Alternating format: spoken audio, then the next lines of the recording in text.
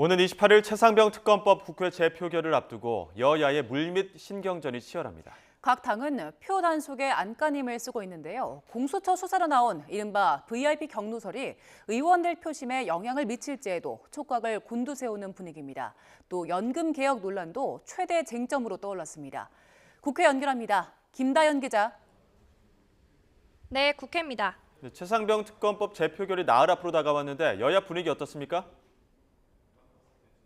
네, 국민의힘은 연일 재표결 이탈표 단속에 집중하는 가운데 공수처 수사 과정에서 나온 윤 대통령 경로설에 여론 추이를 예의주시하는 모습입니다. 일단 국민의힘은 해당 사안이 특검과는 무관하다는 판단입니다.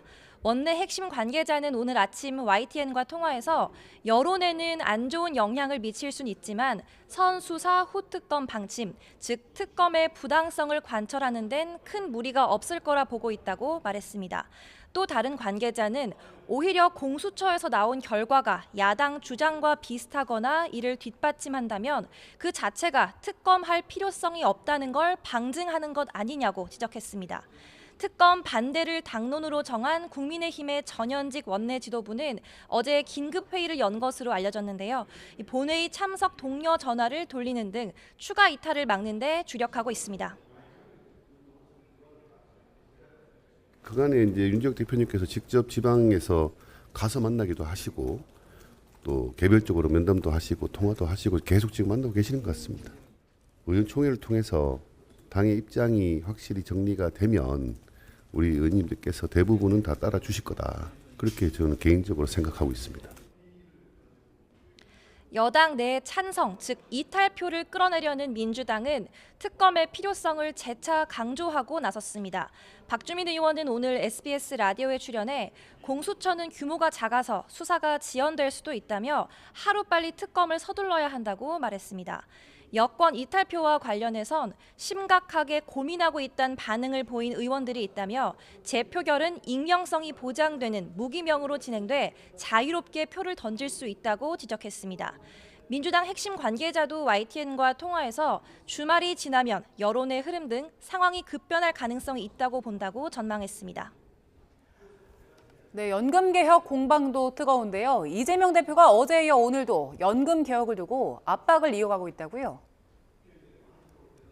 네, 연금 개혁과 관련해서 더불어민주당은 윤석열 대통령과 여당에 공을 넘긴 상태죠.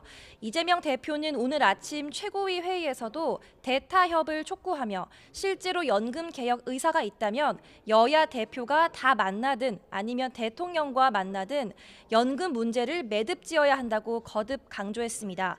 앞서 연금 개혁 공방은 어제 이재명 대표의 발언이 발단이 됐습니다.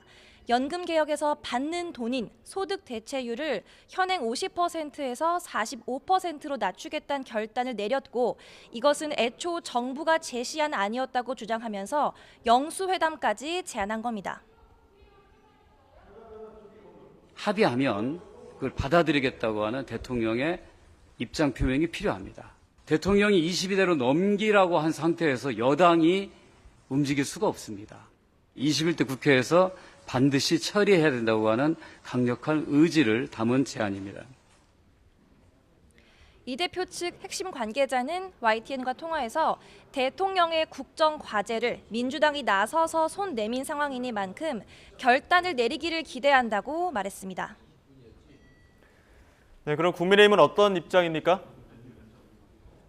네, 국민의힘은 소득 대체율 45%는 애초 민주당이 제시한 안으로 사실관계부터 다르다는 입장입니다. 마치 정부 여당을 연금 개혁에 반대하는 세력처럼 몰고 가고 프레임 작전이라고도 비판했는데요. 추경호 원내대표는 오늘 아침 회의에서 여야 합의도 없는 본회의를 강행하고 일방적인 특검법 처리를 위해 연금 개혁까지 정략적으로 활용하는 건 참 나쁜 정치, 꼼수 정치라고 목소리를 높였습니다. 원내 핵심 관계자는 YTN과 통화해서 소득 대체율 2%포인트 차이가 작아 보여도 누적 적자 차이가 1,552조 원에 달한다며 국민 공감대를 충분히 쌓아가는 게 중요하다고 설명했습니다. 앞서 여당은 재정 안정을 위해 소득 대체율을 43%까지만 올릴 수 있다는 입장이었지만 44%까지 타협을 볼 수 있다며 여지를 남겼는데요. 윤석열 대통령이 지난 9일 취임 2주년 기자회견에서 연금 개혁은 22대 국회로 넘기고 임기 내에 확정할 수 있도록 최선을 다하겠다고 한 만큼 21대 국회 내 합의가 어려울 거란 전망이 우세합니다. 네, 이런 가운데 박근혜 전 대통령의 최측근 정호성 전 비서관이 대통령실 비서관으로 발탁이 됐는데 이걸 두고도 논란이 일고 있죠.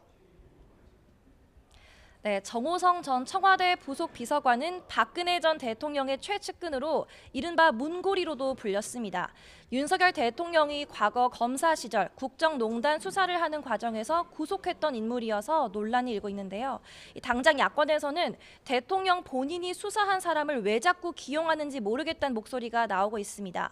박주민 더불어민주당 의원은 SBS 라디오에서 수사하다 보니 특장점을 알게 돼 발탁하는 거냐며 탄핵에 대한 대비가 필요해서 그런 거란 소문도 있다고 해당 인사를 꼬집었습니다.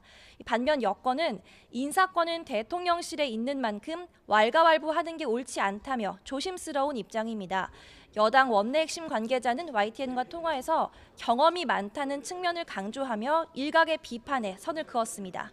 지금까지 국회에서 전해드렸습니다.